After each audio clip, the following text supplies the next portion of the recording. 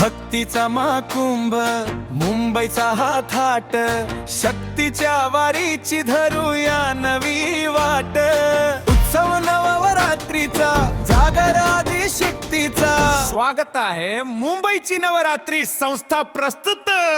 देवी वाली माणसं, देवी वाली माणसं, देवी वाली माणसं. आता आपण आलो शिवाई आर्ट्स मध्ये. शिवाई आर्ट्सचे सर्व प्रतिनिधी दादा आपल्या बरोबर आहेत. तर आपण सीधा त्यांच्याकडनंच या मंडळाची, या सर्व जागेची माहिती घेऊया. सर्वप्रथम तर प्रतिनिधी दादा, तुम्ही वेळ देताय याबद्दल तुमचं मनापासून आभार.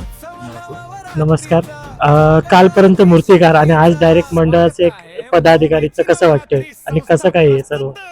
सर्वप्रथम हे सांगेन मी की आत्तापर्यंत मूर्त्या घडवल्या, गणपती तर विराजमान करवतो, पण एक साक्षात एक जगदंबेचं स्थापना करून विराजमान करून बनवणं, कारखान्यातली एक एक्सपिरियन्स वेगळा होता. मूर्त्या बनवणं देणं, पण तिला पूजा करून आपल्या इथे स्थापन करणं हा एक वेगळाच एक्सपिरियन्स होता. आणि सर्वात पहिलं सांगतो की हा मंडळाचं नाही आहे, तर मी माझ्या पर्सनल घरीच बसवलेलं आहे. आणि घरी प्रॉब्लेम होईल बसवलं जागा नाही म्हणून मी माझ्या स्टुडिओमध्ये स्थापन केले आहे मी. आणि त्याच्यामध्ये माझे बरेचशी लोक माझ्याबरोबर सहभागी आहेत. आणि ह्याला मी शिवाई आर्ट्सच सांस्कृतिक सामाजिक संस्था असं म्हणून दिलं. आणि त्याच्यामध्ये बरीचशी मुलं कार्यरत असतील आणि त्या उपक्रमातून आपण वेगवेगळे उपक्रम दरवर्षी राबवू त्या संस्थेमार्फत. म्हणजे जसं की गरीब मुलांना अन्नदान असो, त्याच्यानंतर इथे टाटाचे इथे अन्नदान असो, हे सगळे छोटे छोटे उपक्रम राबवावे. आणि माझा असा मोटिव्ह होता की आपण मी भलेही कलाकार आहे, वर्षभर वेगवेगळ्या कला क्षेत्रात काम करत असतो, पण एक सामाजिक कार्य आपल्या हातून एक घडलं पाहिजे ना. तर एक देवीचं माध्यम असेल की ती ह्यावेळी माझ्याकडे आली, तर तिने ही बुद्धी पण दिली असेल की आपण एक छोट्याशे ह्या गोष्टी सुद्धा आपण करू एक. तर त्याच अनुषंगाने ही संस्था मी स्थापन केली आणि त्याचा मी अध्यक्ष, आयोजक आणि मूर्तिकारी आहे. तसेच माझ्याबरोबर अजूनही आहेत सहभागी त्याच्यामध्ये. सानिया सुर्वे आहे माझी बहीण. त्याच्यानंतर माझ्या कुटुंबियामधलेच सगळे माझ्या पदावरती आहेत. आणि प्लस जे माझ्या टीममध्ये काम करतात वर्षभर गणपतीच्या नवरात्रीच्या कारखान्यात, तर त्या सगळ्या मुलांना मी अशी वेगवेगळी पद्धतीने त्यांना कार्यरत केलेलं आहे. आणि असं मी एक संस्था म्हणून बोलू शकतो आपण, मंडळ बोलण्यापेक्षा, तर असं मी स्थापित केलं. चालेल दादा, तुम्ही बोलला संस्था, तर आपण संस्थेवरतीच येऊ. प्रत्येक संस्था एक अलग अलग दिशा धरून चालत असते. तशी तुमची काय दिशा असणार आहे किंवा पुढचा तुमचा पाऊल काय असणार आहे? पुढचं मी सांगितलं तसं मोटिव्ह असंच असणार आहे की मला एक संस्थेमार्फत जेवढं माझ्याच्याने होईल, जगदंबा जेवढं देईल तेवढं मला इतरांना सहकार्य करण्याची एक वेगळीच बोलतात ना की आनंद मिळेल. आणि तेच मी करत राहीन की त्या आता मी ते ओपनली एवढं बोलू शकत नाही, मी हे करीन ते करीन. मला त्या गोष्टी गुप्त ठेवायला आवडतील मोस्ट ऑफ तरी. आणि त्याचे उपक्रम हळूहळू मी चालू करेन. मग तसं त्याच्यामध्ये रक्तदान असो, काही असो, ह्याच्या छोटे छोटे शिबिर, कुठे काय प्रॉब्लेम असतील तर ते आम्ही सॉल्व्ह करण्याचा नक्कीच प्रयत्न करू. नक्कीच दादा, तुमच्या हातून ही सेवा घडो हीच आम्ही देवीचरणी प्रार्थना करतो. दादा, मला असं विचारायचं आहे की यावर्षी पहिलंच वर्ष तरी एवढं लांबून लांबून भक्त देवीच्या दर्शनासाठी येत होते. मी पाहिलं तुमच्या नाशिक लांबून पब्लिक येते, देवी भक्त येत आहेत, तर त्याबद्दल काय सांगाल? खरं बोलायला गेलं तर पहिलंच वर्ष होतं आणि मी हे काही एक्सपेक्ट नव्हतं केलेलं की म्हणजे देवीच्या दर्शनासाठी एवढे लांबून भक्त येतील किंवा असं एवढं काय होईल. पण बोलतात ना की पण मी त्या देवीला बनवताना एवढ्या गोष्टी त्याच्यात मॅनेज केल्यात ना, म्हणजे तिला बनवतानाच असं बनवलंय की ती बघताना प्रत्येकाला फक्त फोटोमध्ये जरी बघितलं तरी तो माणूस धावत येईल तिच्याकडे. तर हा एक वेगळेपणा मी त्याच्यामध्ये केलेला आहे. आणि तिचा साक्षात्कार जेव्हा ती बसली नाही तर तेव्हा तिने दाखवून दिला. आणि त्यामुळेच मला असं वाटतं की कधी कधी असं हे नाही होत की एवढी सगळी लोक लांबून येतात, मग त्याच्यामध्ये प्रत्येक गोष्ट इम्पॉर्टंट आहे. की मूर्ती तर आहेच, त्याच्यामध्ये तिचा पूर्ण पेहराव आहे, वस्त्र अलंकार आहे, ह्या सगळ्या गोष्टी पण खूप बारकाव्याने केलेल्या आहेत आणि त्याचं पारंपरिकता जपत केलेल्या आहेत. तर तीच लोकांना एक म्हणजे त्या गोष्टी खूप अट्रॅक्ट होतात देवीमध्ये. आणि त्याच्यामुळेच खूप लांबून लोक येतात. खूप समाधान वाटतंय, लोक लांबून येत आहेत दर्शनासाठी देवीच्या, येत आहेत, त्यांचे नवस सांगतायत, रडतायत. ते बघून आम्हाला पण खूप दुःख होतं कधी कधी की येणारा भाविक जेव्हा रडतो देवी समोर बसून, तेव्हा आम्हालाही वाटतं, म्हणजे आमच्या पण डोळ्यात अश्रू नकळत येतातच, कारण काही ना काही असेल त्यांच्या मनात, ते आम्हाला नाही सांगू शकत, पण ते देवीला सांगतायत की जे काय असेल ते कर. आम्ही फक्त एवढंच बोलू शकतो की बाबा देवी माते त्यांचं जे काय असेल मनातलं ते त्यांचं नवस असतील, त्यांच्या इच्छा असतील त्या पूर्ण कर. नक्कीच दादा, तुम्ही जसं सांगताय की नवस नवस आत्ताच आपल्या बाजूला याच मंडळाच्या म्हणजे संस्थेच्या बाजूला जपाची देवी म्हणून एक प्रसिद्ध देवी आहे, जिची ख्याती पूर्ण मुंबईभर आहे. तर आता आपण कुलस्वामिनीला पण त्याच ह्याच्यात बघताय असं तर नाही वाटत? कसं आहे, हा खूप मोठा प्रश्न विचारलास. आता पूर्ण आयुष्य माझं जपाच्या देवीजवळच गेलं आणि अजून पण जाईल. आणि आता सेकंडली म्हणजे गणेश गल्लीत पण मी आता माझी सेवा चालू केली आहे लालबागच्या मातेला. तर एक बोलाल ना की अ, ती जपाची देवीच माझ्याकडे आली आणि तिने आज्ञा दिली असं बोलायला येईल. तर 2 रूपात आले, एक तर लालबागची माता आणि एक जपाची देवी. ह्या दोन्ही देव्यांनी म्हणजे डोक्यावर हात ठेवून मला बोलता केलं की तू बसव, आम्ही तुझ्याकडे यायचंय चैत्र नवरात्रीमध्ये. आणि कशा गोष्टी जुळत गेल्या ते मलाच नाही कळलं. आणि मी बोलीन हा माझी जपाची देवी इथे दिसली. माझ्या विभागातली सगळे लोक बोलले की जपाची देवी पूर्ण एकदा आम्हाला ह्याच्यामध्ये नवरात्रीमध्ये इथे दिसली. कोण लालबागची माता बोलतंय, कोण जपाची माता बोलतंय, कोण आपल्या नवरात्रीमध्ये ज्या देव्या विराजमान होतात त्या देवींची सुद्धा नावं त्यांनी त्या देवीला देऊन ते बघतात तिच्याकडे. म्हणजे खरं बोलायला गेलं तर 9 दिवस देव आपल्याकडे विराजमान असतो, पण त्याची जी साठवणूक असते ना ती वर्षभराची असते. आणि जेव्हा आपल्याला कुठे देव दिसतो ना, म्हणजे त्या स्वरूपातच पुन्हा पुढे दिसेल ना, तेव्हा त्या गोष्टी सगळ्या परत आठवतात. तशीच एक जेव्हा देवी आतमध्ये एंट्री करत होती ना, तेव्हा जपाची देवी जेव्हा 2 मिनिटं थांबवलं ना, तेव्हा मला एक वेगळंच फील झालं की साक्षात तिची छोटी बहीण आल्यासारखं मला असा भास झाला तिथून. दादा, एक मूर्तिकार होणं आणि एक मंडळाचा एक कार्याध्यक्ष होणं यामध्ये किती फरक आहे असं तुम्हाला आत्ता पहिल्याच वर्षी वाटतं?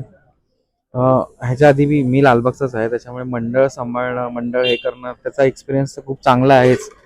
पण जेव्हा स्वतःच असतं ना त्याचा एक्सपिरियन्स खूप वेगळा असतो. म्हणजे त्या गोष्टी मॅनेज करणं, सगळ्या माणसांना मॅनेज करणं, प्रत्येकाचं मन जपणं, त्याच्यानंतर प्रत्येकाला हाताला धरून पुढे घेऊन जाणं, म्हणजे प्रत्येक गोष्टी लक्षात करून करायला. इथे कोणाला मी उलटा पण बोलू शकत नाही, इथे कोणाला मी म्हणजे सगळ्या गोष्टी विचार करून घ्याव्या लागतात. मग तो मंडळातला म्हणजे माझ्या संस्थेमधला मुलगा असो, कोणी भाविक असो, कोणी असो, प्रत्येकाशी प्रामाणिकपणे आणि म्हणजे नम्रपणेच बोलावं लागतं आणि तरच आपण खूप पुढे उत्सव घेऊन जाऊ. तर हेच गोष्टी मी लक्षात ठेवून ह्या वर्षी काम करतो त्याच्यावरती. नो डाऊट अजून त्याच्यापेक्षा पुढे चांगलं काही करेन. दादा, आतापर्यंत मागच्या वर्षापर्यंत स्केच आर्टिस्ट कडनं तुम्ही मूर्त्या घडवल्यात. या वर्षी आपली जी कुलस्वामिनी घडली आहे ही स्केच आर्टिस्टने घडली की तुमच्या संकल्पनेतून घडली ते जाणून घ्यायला आवडेल मला. ह्याची संकल्पना माझ्या प्रत्येक स्केचची संकल्पना ज्या मूर्त्या गणपतीच्या बनतील, देवीच्या बनतील, त्याची संकल्पना पूर्ण सर्वस्व माझीच असते. फक्त स्केच आर्टिस्टला त्या मी मॅनेज करायला लावतो त्याच्यामध्ये, असं कर तसं कर. पण ह्यावेळी मी जी देवीची मूर्तीची जी रेखाटना आहे ती कशी बसवायची, कशाप्रमाणे बसवायची, म्हणजे तिची ठेवण कशी असेल, काय असेल, हे सर्वस्व मी पहिलं डिसाईड केलंच होतं की काय करायचं ते. आणि त्याच्यानंतर स्केच आर्टिस्टला फक्त मी सांगितलेलं, मग त्याच्यामध्ये चेंजेस पण खूप वेळा केले. आणि जेव्हा फायनल इनपुट आलं तेव्हा त्याचं म्हणजे एक बोलतात ना की वेगळेच वाईफ झाले त्याच्यामध्ये. त्यामुळे ते स्केच पण खूप रिव्हील झाले. आणि ते स्केच माझा एक आर्टिस्ट आहे ओम म्हणून, तर त्याने काढलेले होते आणि तो माझे कारखान्यातले बरेचसे स्केच तोच काढतो. दादा, चैत्र नवरात्र उत्सव आणि अश्विन शुद्ध नवरात्र उत्सव या दोघांमध्ये कुठे ना कुठे प्रकार बघायला भेटतो. त्याबद्दल काय सांगाल? चैत्रच का तुम्ही हे केलं? चैत्र मी का केलं का, तर माझं पहिलं तर हे कारण आहे की गणपती आणि नवरात्री ह्याच्यामध्ये टोटली मी कारखान्यात बिझी असतो. आणि नवरात्रीतले 9 दिवस असतात ना, जे आपण अश्विन शुक्ल पक्षाला बसवतो, ते टोटली माझ्या जपाच्या देवीजवळ आणि आपल्या लालबागच्या मातेजवळ असतात. त्यामुळे त्या पिरियडमध्ये मी माझ्या घरी जर देवी बसवली तर तिला मी टाइमच देऊ शकत नाही. मग ते कुठेतरी दुर्लक्ष होईल, कुठेतरी मला असं त्या गोष्टी खटकत होत्या. म्हणून माझा खूप वर्षापासून प्लॅन होता की मला जर नवरात्र केलं तर मी चैत्रामध्ये करीन. आणि मग त्याचा पहिला अभ्यास केला की चैत्र नवरात्री करण्यामागे काय उद्देश आहेत त्याच्यामध्ये. तर अश्विन नवरात्रीमध्ये जेव्हा देवी 9 दिवस पूर्ण युद्ध करत होती राक्षसांबरोबर, आणि जेव्हा तिने दशमीला विजय मिळवला, म्हणजे त्या गोष्टी त्या त्या अनुषंगाने आपण पूजित करतो. आणि तो एक लोकमान्य टिळकांनी मला वाटतं तेव्हा एक सगळ्यांना एकत्र येण्यासाठी जसा गणेशोत्सव केला तसा नवरात्रोत्सवही तेव्हा केलेला होता. आणि चैत्र नवरात्र जो आहे त्यामध्ये देवीच्या 9 विविध रूपांची वेगवेगळ्या प्रकारे जप तप केले जातात. तर ह्या गोष्टी सगळ्या अभ्यास करून त्याच्यानंतर मी चैत्र नवरात्रीची स्थापना करायला ठरवलं. कारण तेव्हा सगळे घट असतात, सगळे देव जे असतात ते पूर्णपणे घटामध्ये विराजमान होतात.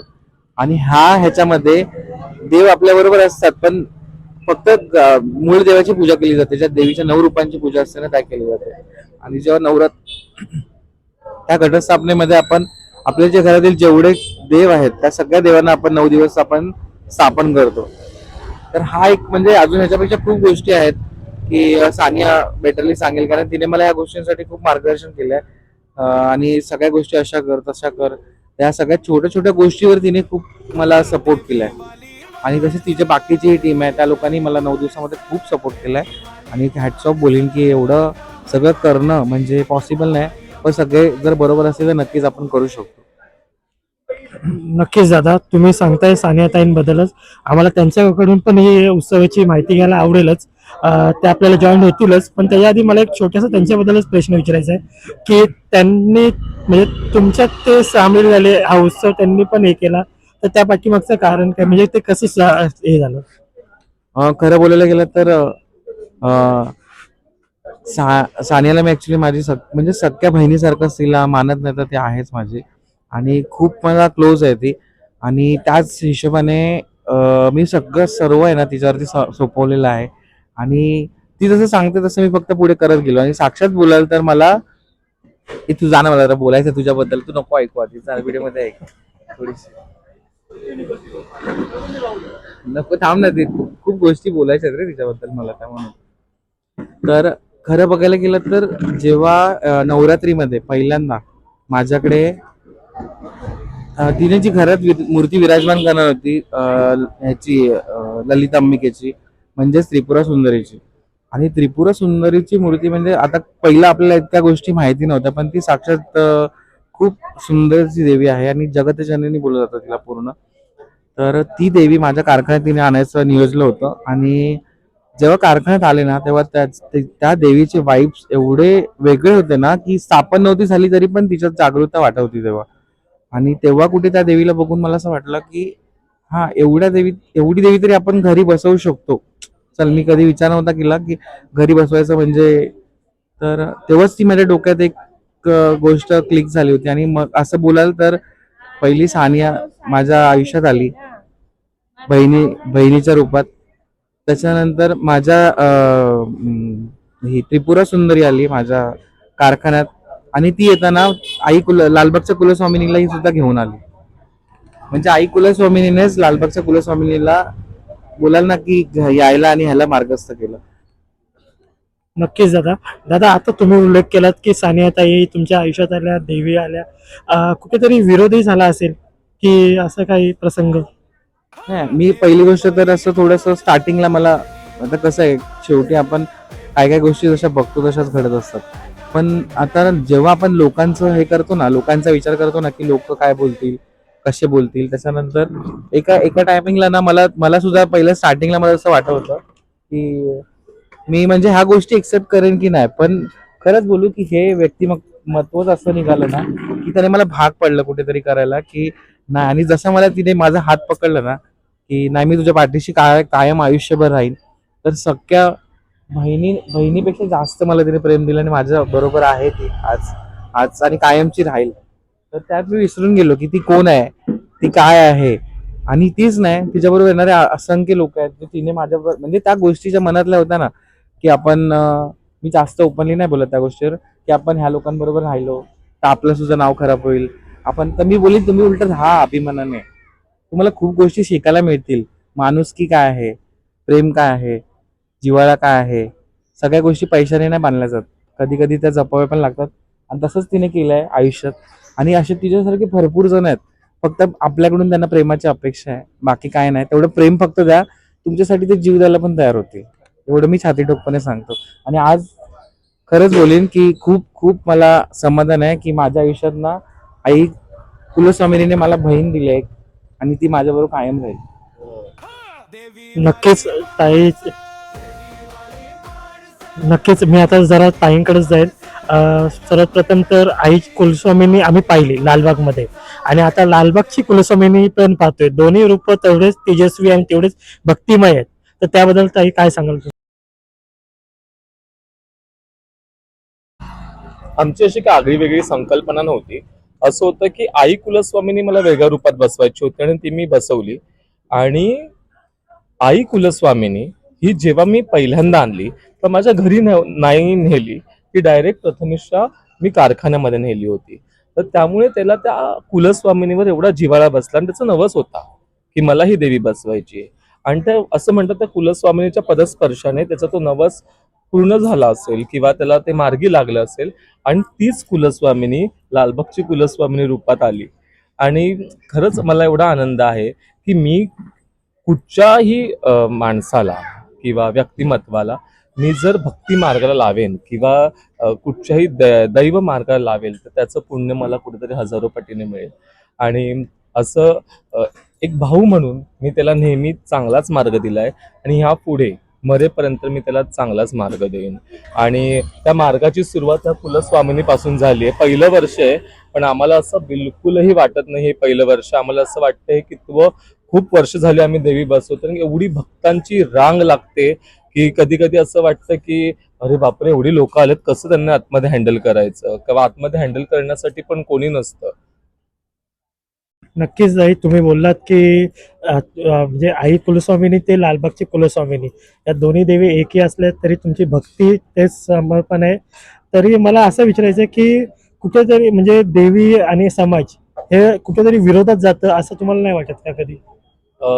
समाजाचं असं जर हे केलं तर समाजाला मी कधीच माझ्या याच्यामध्ये धरत नाही. कारण आपण चांगलं वागलो तरी समाज नावं ठेवतं, वाईट वागलो तरी समाज नावं ठेवतं.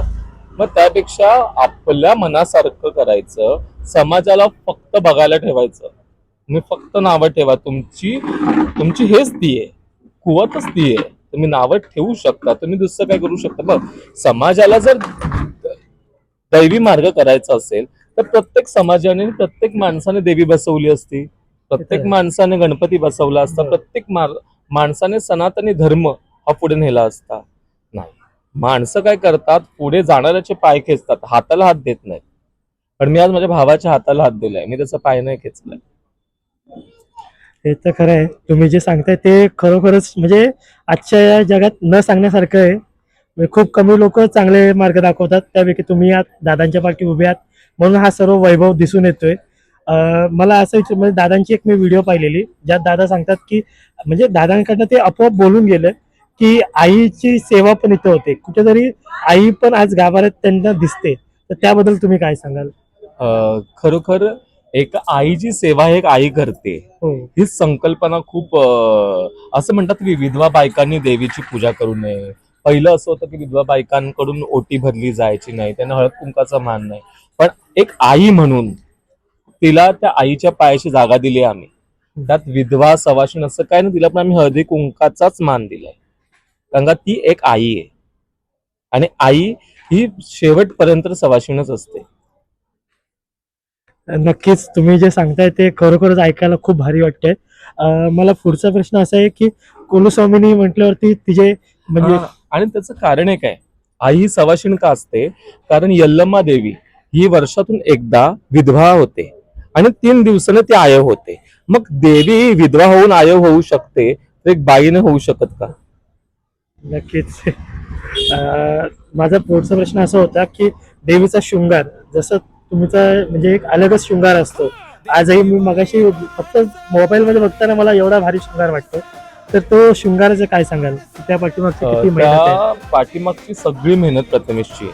तो न झोपता जागरण करता देवीला साडी बदलतो. तिची साडी चॉईस करण्यापासून, ती साडी आणण्यापासून, तिचे गजरे कसे लावायचे, तिची वेणी कशी लावायची आणि तिला शृंगार म्हणजे डोक्यापासून पायापर्यंत तिला कसं रेडी करायचं, सगळं श्रेय आमच्या प्रथमेशला जातं. नक्कीच तुम्ही दादांचं कौतुक करताय, दादांना हे सांगताय, पण कुठेतरी तुमचं पण हे असणार आहे त्यात, हे नक्की आम्हाला ठाऊक आहे. मला असं विचारायचं आहे की आता दादा मला मगाशी सांगत होते की तुम्ही म्हणजे तुमच्या समाजात खूप जण येतात, रात्रीचा एक अलगच वेळ बसतो, तर त्याबद्दल तुम्ही काय सांगाल? तसं जे माझ्याशी जुडलेले आहेत तर ते माझ्या परिवारातले ते सगळे येतात आणि एक वेगळा माहोल क्रिएट होतो. जसं एखादी बाई जेवढा माहोल क्रिएट नाही करू शकत तेवढा माहोल आमच्या परिवाराने क्रिएट होतो. त्यांचं ते गाणी बोलणं, त्यांचं ते तेवढं एक सहभाग तिथे दाखवणं, त्यांच्या प्रत्येक गोष्टीमध्ये मला हे करायचंय, मला ते आणायचंय, म्हणजे ते खूप ऍक्टिव्ह असतात, खूप ऍक्टिव्ह. आणि सकाळी 5 वाजल्याशिवाय इथून कोण जातच नाही. आणि काही लोक एक जोगेश्वरीवरून येते, रोज येते जोगेश्वरीवर. ती थोड्या वेळासाठी आता येईल आणि सकाळी 5 वाजता जाईल. ह्याच्यावरती एक छोटी गोष्ट नाव रुपाली नाव आहे तिचं. ह्याच्यावरती छोटी गोष्ट बोलतो. आतापर्यंत ना आपण हेच बघितलं होतं की फक्त ना त्या टाळ्या फक्त ना पैसे मागण्यासाठी जमवत होते. पण आता मी यावर्षी ह्या गोष्टी अनुभवल्यात ना की मी बोलू शकत नाही शब्दात की मी हे देते, मी 15,000 देते. 15,000चं ते फॉईलचं वर्क त्याच टाळ्यांनी केलं जे तुमच्याकडे पैसे मागतात. मग तुम्ही कसं बोलू शकता की त्यांना त्यांना प्राण नाही, त्यांच्यात जीव नाही, त्यांच्यात शक्ती नाही आहे, सगळ्या गोष्टी आहेत त्याच्यात, माणुसकी प्रेम आहे, मगाशी सांगितलं सगळं आहे. मग मला कुठे अडचण आली की दादा तू टेन्शन घेऊ नको, आम्ही आहे ना. त्यामुळेच माझ्या तो ह्या उत्सव नॉर्मल माणसांनी ना मला मदत केली. त्या ह्या सगळ्या शक्तीने, त्या साक्षात शक्ती आहेत. कोण दुर्गा आहे, कोण सरस्वती आहे, कोण यल्लम्मा आहे, कोण काळूबाई आहे. पण बरोबर 7 जणी आहेत. आणि बरोबर 7 जणी माझ्या बरोबर 7 जणी आम्ही सात जणी रोजच्या माझ्या बरोबर बरोबर 7 जणी येतो. त्याच्या व्यतिरिक्त बाकीच्या पण सगळे येतात. मी पण आता ह्या- हेच सांगतो की आपली विचारसरणी माणसाने बदलावी. नक्कीच. तुम्ही त्यांना एक हात पुढे द्या, नक्की तुमच्यासाठी ते 2 पावलं अशी पुढे घेतील ना की तुम्ही विचार पण नाही करणार. नक्कीच तुम्ही जे सांगताय ते ज्या हिशोबाने तू आता या गोष्टीचा उल्लेख केलास की रात्रीच्या वेळेस जे काय ऊर्जा निर्माण होते तुमच्या त्या शक्तींकडून, त्याचा नक्की त्याला हॅट्स ऑफ आहे. आता रात्रीच्या वेळेस मी नसेन किंवा कल्पेश नसेल किंवा आमच्यातली पोरं नसतील तर त्याचं एक छोटंसं उदाहरण आम्हाला तू आता दाखवून दे की एखादं गाणं त्यातलं काहीतरी तुम्ही काय करता, एखादं गाणं तर असेल किंवा घे ना. मग काय आहे गाणी आम्ही असं गाणी वगैरे अशी काही गात नाही. मग? आम्ही काय करतो, जो जे म्हणजे देवीच्या बाबतीतलं म्हणजे काही आणायचं असेल तेवढा तो रात्रभर आपण जागरण करतो. बरोबर. तर जागरणामध्येच नुसतं गाणी बोलून नाही, कारण का सगळे इकडचे आपण आपण आपण रहिवाशांमध्ये आपण देवी बसवली आहे. बरोबर. त्यामुळे तेवढा गोंगाट करून आवाज करून आम्ही तेही भान ठेवतो. म्हणजे आम्ही काय करतो, गप्पा मारणं, एखाद्या विषयावर चर्चा करत बसणं आणि ती चर्चा रंगवणं, एखाद्याची मस्ती करण्यामध्ये ती चर्चा रंगवणं, हे अशा आमच्याकडे अशा थिल्लर गोष्टी असतात, पण त्या आम्ही खूप मजेशीर करतो. आणि सकाळी पहाटेची आमच्याकडे न चुकता 4:30 वाजताची देवीची आरती, आणि ती आरती बघण्यासारखी असते. ती आरती आमच्या हाताने असते आणि ती आरती रोजची बघण्यासारखी असते. इथपर्यंतचा प्रवास म्हणजे सानिया मुंबईकर, इथून इथपर्यंत तू आज इथपर्यंत आपण लालबागची कुलस्वामिनी पर्यंत पोहोचलो. तो प्रवास तुझ्यासाठी किती खर्च होता किंवा किती चांगला होता? त्या देवीच्या कृपेने आपण इथवर पोहोचलो. खरतर म्हणण्यापेक्षा म्हणा तिची कृपा तुझ्यावर. तिची खडतर काय सांगू, आज 3 दिवस झाला मला मलेरिया डिटेक्ट झालाय फर्स्ट स्टेज, आणि त्यातून माझ्या प्लेटलेट्स झाल्यात आता 1,27,000. तरी तुमच्या समोर मी अशी बसलेली आहे. म्हणजे माणसाला मलेरिया झाल्यानंतर प्लेटलेट्स 1,27,000 झाल्यानंतर माणूस हॉस्पिटलमध्ये असतो, कस्तुरबाला किंवा कुठे ऍडमिट. तुमच्या समोर आहे, मेकअप करून साडी घालून बसली आहे. हे तिच्यामुळे झालेलं आहे. म्हणजे सानियाला सानियासारखं ठेवणं हे या कुलस्वामीची ताकद आहे, म्हणून तिला कुलस्वामीने नाव दिलं. ती ताकद माझ्यासाठी माझ्या पाठीमागे, माझ्या डोक्यावर आणि माझ्या आजूबाजूला फिरत असते नेहमी. इथपर्यंतचा प्रवास करताना अनेकांचे विरोध. कधी ना तिच्यासाठी बोलताना आई कुलस्वामीनेच तोंडात येतं. लालबागची कुलस्वामिनी ती खरी. बापरे. दोन्ही. एक जर का आलं, एखादं निवड. आई कुलस्वामीनी. सॉरी, थोडं I know it is difficult, but ते जीव आहे पहिला. म्हणजे कसं माहितीये, कसं, कारण तिची उत्पत्ती नवसातून. माझे वडील, माझ्या वडिलांचं अक्षरशः कधी आपल्या वडिलांचं छप्पर आपल्याला नसल्यावर आपल्याला काय जाणवतं, तर माझ्या वडिलांना कस्तुरबामध्येच ऍडमिट केलं होतं. कावीळ झाली होती रक्तात आणि त्यांनी गॅरंटी नव्हती दिलेली. तर त्यांना वाचवण्यासाठी मी नवस केला होता आणि त्या नवसातून तिची उत्पत्ती झालेली आहे. मग ते 15 दिवसातच घरी आले आणि तिला बसवलं. त्यामुळे पहिलं प्रायोरिटी मी तिला देईन, कारण का ती माझ्या प्रत्येक हाकेला शब्दाला उभी राहते. नाही, तिथे येणारे भक्त आणि इथे येणारे भक्त ची संख्या तेवढीच मला दिसून आली. म्हणजे ह्या मागच्या 7-8 दिवसात तुझ्या घरी येणाऱ्यांची संख्या पण तेवढीच लांबून लांबून येतात, इथं पण तेवढेच लांबून लांबून येतात. त्याबद्दल काय सांगशील?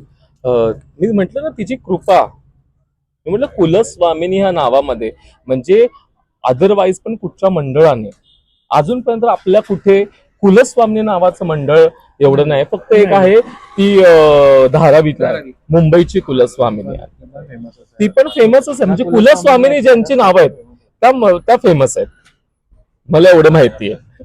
कुलस्वामिनी नावामध्ये कधी पण कोणाला नाव ठेवायचं असेल, काय करायचं, कुलस्वामिनी नाव ठेवलं ना ते मंडळ नक्कीच पुढे जाणार. हा शब्द आहे माझा. कुलस्वामिनी म्हणजे कुळाची स्वामिनी, ज्याचा कुळाचा कुळाचार करणारी कुलस्वामिनी. आता आय थिंक सो आपण ऑलमोस्ट बऱ्याच गोष्टी याच्यातून विषय निघालाय. देवीचं दर्शनही बाकी आहे. जायच्या अगोदर माझे प्रत्येकासाठी एक एक प्रश्न, की जर का तुला त्या कुलस्वामिनीकडे एखादी गोष्ट मागायची की कुलस्वामी दिलं तुला, तर तू काय मागशील? मी मागेन कुलस्वामिनीकडे की माझ्या भावाला छप्पर दे, आणि माझ्या भावाला छप्पर दिल्यानंतर मला पण छप्पर दे, बस. आणि त्या भावाला पण सांगू आम्ही. आणि मला पण दे. आणि माझ्या प्रत्येक भाविक भक्तांच्या सगळ्या इच्छा पूर्ण कर. आणि जसं मी ज्या भाविक भक्ताला माझ्या मुखातून माझ्या वाणीतून जे काही बोलेल ते सत्यच घडू दे. आता तुमच्याकडे पण आता माझ्याकडून हेच असेल की जेव्हा मी हमखास पुढे जाईन ना, तेव्हा नेमकंच माझ्या बहिणीला माझ्या कायम सोबत ठेवीन. मी तिला वेगळं घर नाही बांधून देणार, तिला स्वतःच घरात मी तिला एक घर बांधून देणार, तिला बरोबर कायमचं ठेवीन. आणि मी हाच अपेक्षा करेन की तिच्या कामातून पण तिची एवढी प्रचिती होऊन तिची कामं एवढी चांगली होतात ना, की असं होत की तिने मला सांगावं की आपण आणखीन एक मोठं घर घेतलंय, आपण गाडी घेतली, आपल्याकडे हे आहे ते आहे. आणि आम्हाला खरं ह्या गोष्टींची इतकी अपेक्षा नाहीये. आम्ही ना खरं बोलायला गेलोत ना तर आम्ही खूप समाधानी आहोत. म्हणजे तीही तिच्या जागी, म्हणून आम्हाला देवाने निवडलं आणि दोघांना एकत्र केलं, का तर तुमच्याकडून अजून दुसऱ्या लोकांसाठी सुद्धा काहीतरी कार्य होतं. जसं मी बघतोय ना इथे की मूर्ती घडवून दिल्यानंतर लोकांच्या ज्या अपेक्षा, लोक लिटरली पाया पडतात. एक ती आई म्हणून पडतात आणि एक मी घडवता म्हणून आहे. आता एक तुम्हाला इथे जो घडवणारा आहे तो दिसतोय आणि जिथे आशीर्वाद देणारी ती आई दिसते. ह्या दोन्ही गोष्टी जेव्हा एकत्र होतात ना, तो एक मोठी शक्ती तिथे बोलतात ना की निर्माण होते. आणि त्या शक्तीचा लाभ नक्कीच ह्या सगळ्यांना हवा, सगळ्या भक्तांना हवा. त्यांच्या प्रत्येक अडचणी सगळ्या सॉल्व्ह व्हाव्यात आणि सगळ्यांना निरोगी आयुष्य मिळावं, बस एवढीच लालबागच्या कुलस्वामिनी आणि आई कुलस्वामिनी चरणी प्रार्थना असेल. नक्कीच. आणि मला एक म्हणायचं आहे की आमचा तिरस्कार करण्यापेक्षा आमचा आशीर्वाद घ्या. कधी कधी असं होतं की फुलाला गाठ पडते आणि आमचं सत्य आहे आणि आमचे आशीर्वाद कधीतरी, असं रोज नाही म्हणत पण कधीतरी खरे ठरतात. तर ते खरे ठरण्यासाठी आमचे आशीर्वाद घ्या. आणि बस सगळ्यांवर प्रेम करा, सुखी राहा, निरोगी राहा आणि एकमेकांची काळजी घ्या, झाडे लावा, एकमेकांवर प्रेम करा. बस हीच माझ्या लालबागच्या कुलस्वामिनी आणि आई कुलस्वामिनी चरणी प्रार्थना आहे. आणि सगळ्यांना ह्या चैत्र नवरात्रीच्या खूप खूप शुभेच्छा. धन्यवाद ताई, धन्यवाद दादा. आता शेवटचा एकदम महत्वाचा प्रश्न, मुंबईची नवरात्री संस्था देवीवाली माणसं आपण एक उपक्रम चालू केलाय, एक ब्रॉडकास्ट चालू केलाय, तर त्याबद्दल थोडंसं. म्हणजे नवरात्र कुलस्वामीच तोंडात येते सारखं माझ्या. मुंबईची नवरात्र संस्थेबद्दल तर मी काय सांगू. त्यांच्याकडे मी असं गेस्ट म्हणून गेली होती 1 वर्ष, पण कधी मी त्यांच्या परिवाराचा हिस्सा झाले आणि त्यांनी मला कधी परिवाराचा हिस्सा करून घेतलं मला कळलंच नाही. एवढे खूप छान आहेत, एवढे प्रेमळ आहेत. आणि तिथे गेल्यावर मी रात्री 4 वाजता 3 वाजता गेले तरी ते लोक माझी वाट बघत असतात, माझ्यासाठी चहा आणणार, पाणी आणणार. म्हणजे एवढा त्यांना जिव्हाळा आहे माझा. आणि असंच मी त्यांचे 100 मिलियन फॉलोअर्स व्हावेत, हेच माझे कुलस्वामिनी. आणि माझा खरं शब्द काहीतरी खरा ठरतो आणि होणारच. आणि छान त्यांनी उपक्रम चालू केलाय. देवीवाली माणसं, आणि तेही स्वतःच देवीवाले, ते देवी पूजक आहेत आणि त्यांचं देवी पूजन मला खूप आवडतं. त्यांची देवी मला आवडते आणि खरोखरच त्यांची देवी सुद्धा तुम्ही बघायला जावा. जर ज्यांनी कधी त्या मंडळाला भेट दिली नसेल, त्या मंडळाला भेट द्या. ते खूप प्रेमळ लोक आहेत आणि त्यांच्या उपक्रमासाठी त्यांना लाख लाख शुभेच्छा. धन्यवाद ताई. दादा तुमच्याकडे. मी बोलीन मुंबई नवरात्री आणि माझं नातं ना खूप वर्षांपासून आहे. जसं जेव्हा मुंबई नवरात्री पेज चालू झालं होतं ना, तेव्हापासून मी माझ्याबरोबर हा परिवार आहे जोडलेला. आणि मी हक्काने बोलतो की माझ्यासाठी कोणतं वेगळं नाही. मी कधी मला सांगावं लागलं नाही कुठल्या गोष्टीला. आणि प्रत्येक गोष्ट पोस्ट टाकल्या एक्सेप्ट करेपर्यंत अशा म्हणजे इतकं फॅमिलियर बोलतात ना की मला वेगळं नाही वाटलं कधी की मी कोणत्या तरी वेगळ्या ह्याच्यातला आहे. तर हे एक माझं परिवारच आहे आणि खूप सपोर्ट केलाय त्यांनी ह्या गोष्टीसाठी. जेव्हा नवरात्र स्थापन केला त्या तुम्हाला लोकांपर्यंत पोहोचवणारे खरं बोलाल तर ह्या सगळ्या संस्था आणि पेजेस आहेत ना, तर आम्ही तुमच्यापर्यंत पोहोचवत नसतो. तर हे एक माध्यम आहे, त्यामुळे तुम्ही खूप मेहनत करतात व्हिडिओ काढायला जाणं, कुठून लांबून येणं, त्या व्हिडिओ बनवणं, एडिटिंग करून त्या पोस्ट करणं, आमच्यापर्यंत पोहोचणं, तिथे थांबणं, आमचे वाट बघणं 2-2, 3-3 तास, हे सोपं नाही आहे. तर सगळेच पेज बोलीन आणि त्याच्यात मुंबईची नवरात्री खरंच माझं बोलतात ना की 10 लिस्टमध्ये पेज असतील ना, ज्यामध्ये पहिल्या नंबरला असेल मुंबईची नवरात्री. त्याच्यानंतर इतर गणपतीचे पेज आहेत, मोजून 10 ते 15 जण आहेत माझ्या एकदम क्लोज. खूप पेज आहेत, खूप मुलं सांगतात आमचं एक्सेप्ट करा, हे करा, पण बोलतात ना आपण कुठेतरी त्याला थांबवावं लागतं. आणि त्याच गोष्टी निवडल्यात मी माझ्या फर्मसाठी, माझ्या कारखान्यासाठी आणि लालबागच्या कुलस्वामिनीसाठी, आणि कायम असतील माझ्याबरोबर. तर नक्कीच खूप संस्था, खूप शुभेच्छा. की जसं बोलली सानिया की 100Kच्या वरती जाऊ, 100 मिलियन 100 मिलियनच्या वरती जाऊ तुमचं लवकर पेज. आणि लोकांच्या तोंडात जे स्त्री शक्तीचा जागर होतो 9 दिवसाचा, ही शक्ती साधारण नाहीये. ह्या सगळ्या पूर्ण जगापर्यंत पोहोचू आणि हे मंडळ एक टाइम पूर्ण विश्वामध्ये जाऊ फिरो. की शूट करायला जायचं आम्हाला कुठे जाणार तर दुबईला नवरात्री बसणार आहे. नक्कीच आणि दादा अजून एक बोलायचं होतं मला. म्हणजे आतापर्यंत गणपती मंडळ ही खूप फेमस होती, खूप म्हणजे अफाट फेमस होती. गणपती खूप वर्षापासून बसायचे, पण खरोखर नवरात्र मंडळाला जागवणं, त्याचा जागर करणं आणि त्यांना पुरस्कृत करणं, हे एकच माणसाच्या हातात ताकद आहे, ती म्हणजे मुंबईची नवरात्र संस्था. आणि खरोखर त्या माणसाला म्हणजे मी सल्यूट आहे, कारण का आम्हालाही त्यांनी पुरस्कार दिलेला आहे घरगुती नवरात्रीसाठी, आणि मला दरवर्षी द्यावा हीच माझी विनंती आहे. नक्कीच